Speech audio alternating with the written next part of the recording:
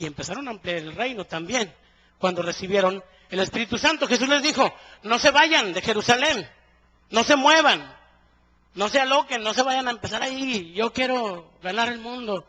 No, les dijo, espérense, aguanten tantito hasta que reciban la promesa del Espíritu Santo. Y entonces ahora sí, pueden ir. Ellos obedecieron la palabra que Jesús les dio. Igual hubiera sido muy fácil, ni siquiera quedarse para esperar la promesa, para ir a predicar o para ir a extender el reino. Pudieron haberse ido otra vez a hacer lo que hacían o hacer otras cosas. Sin embargo, ellos obedecieron y estuvieron esperando la promesa de la que Jesús les había hablado. ¿Sí? Ellos recibieron el Espíritu Santo porque obedecieron. Dice la palabra en Hechos 5:32 que Dios da su Espíritu a los que le obedecen. Ellos empezaron a vivir el reino hasta que recibieron la promesa del Espíritu Santo porque fueron obedientes. En este caso, tenemos un ejemplo acerca de todo este asunto de aprender y comprender lo que es el reino. El ejemplo del apóstol Pablo. Él ciertamente no estuvo con Jesús. Sin embargo, fue uno de los más efectivos en la ampliación del reino, en la extensión del reino. Él prácticamente, ahora sí que literalmente, en un abrir y cerrar de ojos, conoció del reino, vivió en el reino y amplió el reino de una manera tremenda. ¿Sí?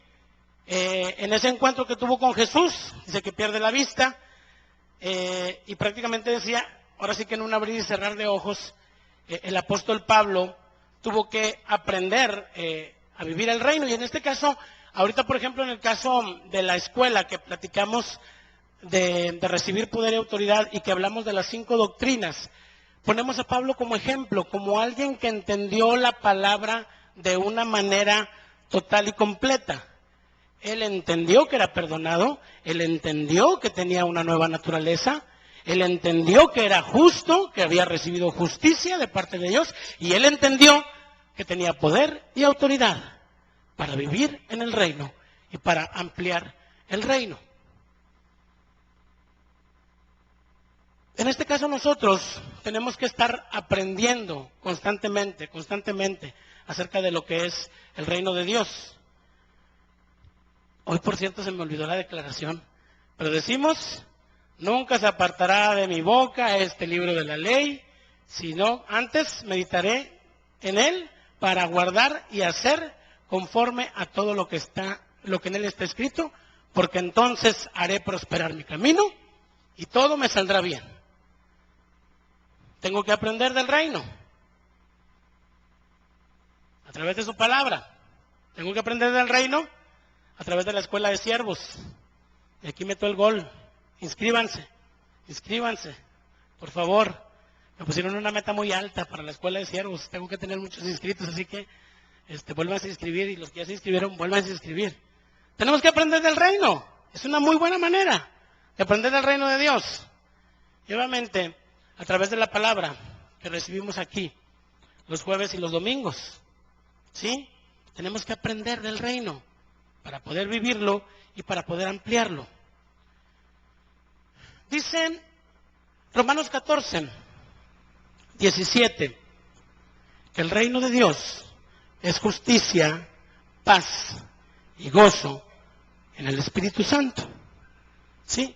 El Espíritu Santo es justicia, paz y gozo en el Espíritu Santo. Decíamos hace un ratito que nosotros ya hemos sido trasladados a ese reino, que nosotros ya nos ha sido asignado ese reino. Y vivir en el reino es vivir en el Espíritu. Vivir en el reino es andar en el Espíritu. Sí dice la palabra que el reino es justicia, paz y gozo en el Espíritu Santo.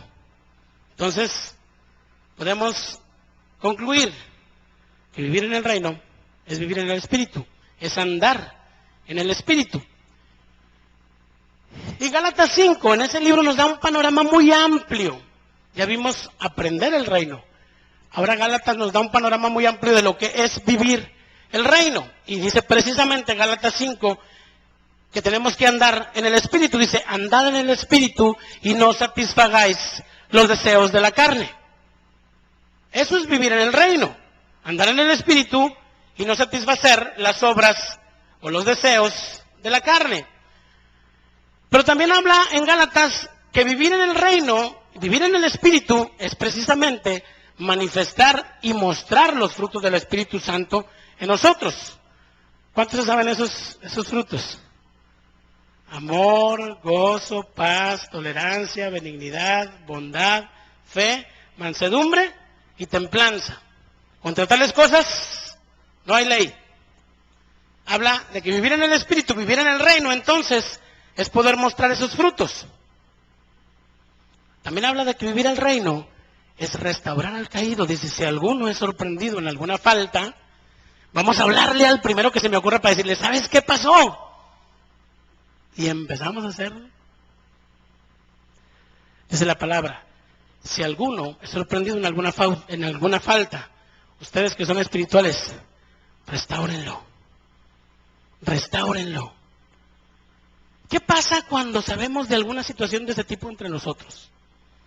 ¿Cuál es nuestra primera actitud? ¿Verdad que la primera actitud siempre es juzgar?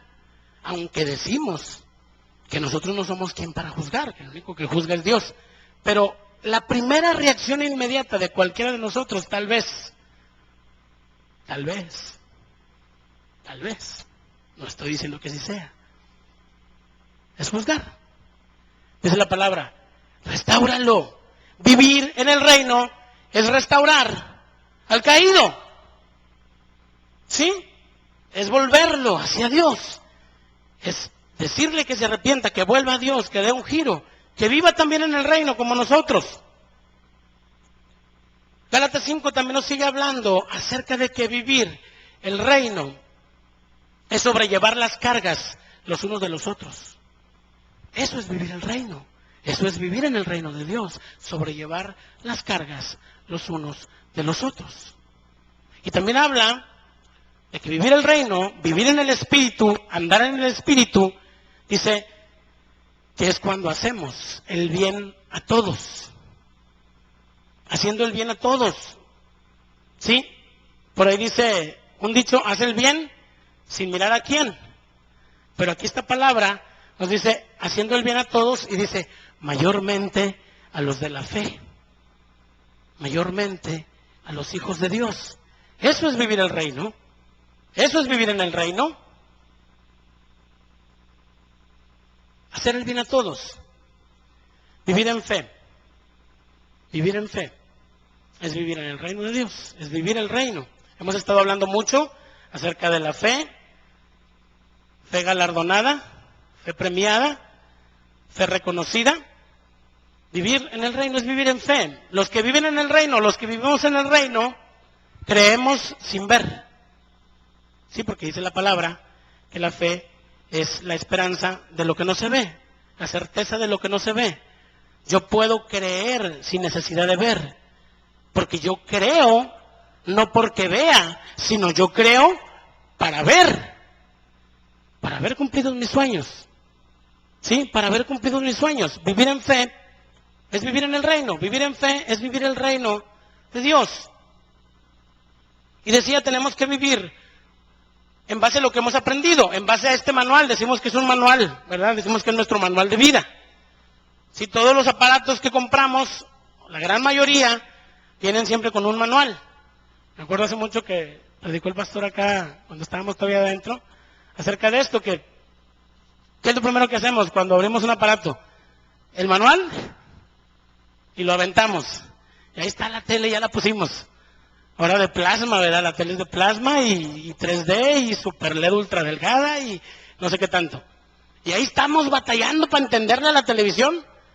Ahí está el manual. Nosotros fuimos creados con un manual.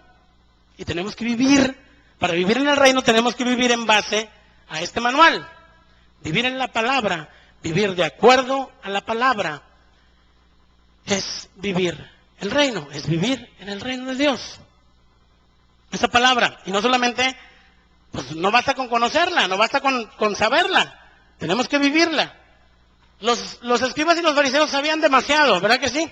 Se sabían al revés y al derecho los libros de la ley, pero no vivían conforme a la voluntad de Dios. No les servía absolutamente de nada. No solamente basta con saber, no solamente basta con aprender, tenemos que vivir. Y decía que tenemos que recuperar el estilo de vida glorioso que tenía Adán. Cuando fue creado, Dios le dio poder y autoridad a Adán. Nosotros tenemos que recuperar ese estilo de vida. Y ese estilo de vida, recuperarlo, es vivir en el reino. ¿Sí? Cuando habla en el libro de Génesis, cuando Dios le da la orden a Adán y Eva, les dice fructificar y multiplicar. Dice, sigue diciendo, les dice, señoren, ¿sí? Señoren, sojuzgar y señorear. Esa es la otra orden que Dios les da a Adán y Eva.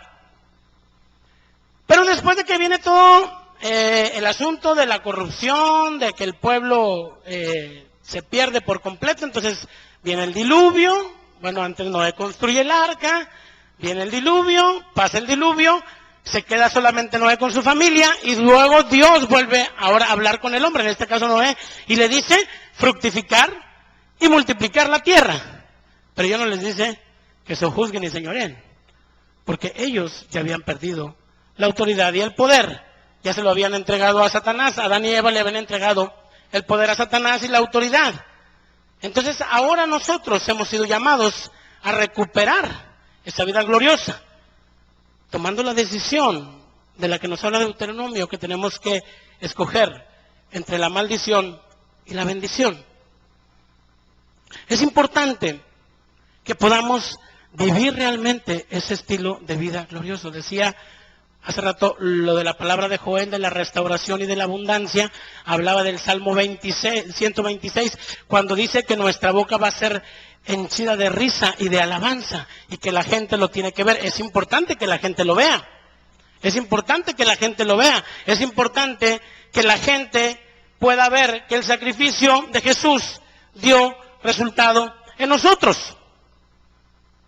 Por eso es importante que nuestra vida sea prosperada en todos los sentidos, en el sentido espiritual, en el sentido físico y en el sentido financiero, en todos los sentidos. Nuestra vida tiene que reflejar que vivimos un estilo de vida glorioso que fue el que Jesús dejó para nosotros. Tenemos que demostrar a la gente que el sacrificio de Jesús funcionó